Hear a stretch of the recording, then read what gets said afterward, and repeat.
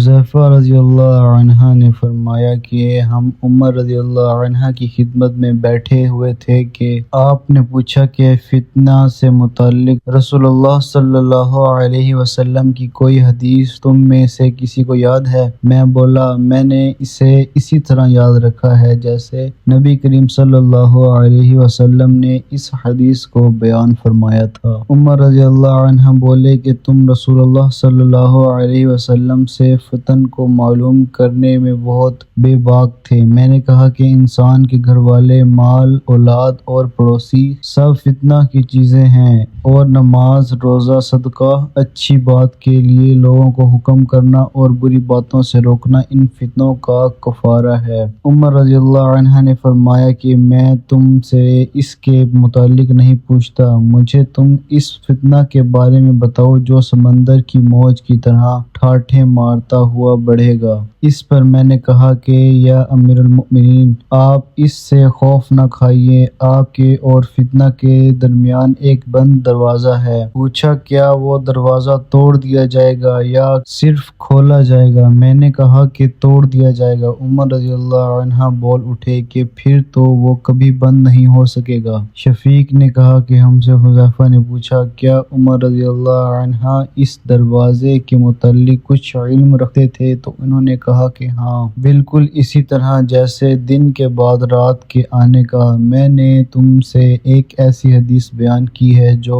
قطعاً غلط نہیں ہے۔ ہمیں اس کے متعلق حذیفہ رضی اللہ عنہ سے پوچھنے میں ڈر تھا کہ دروازہ سے کیا مراد ہے، اس لیے ہم نے مسروق سے کہا کہ وہ پوچھیں۔ انہوں نے دریافت کیا تو آپ نے بتایا کہ وہ دروازہ خود عمر رضی اللہ عنہ ہی تھے۔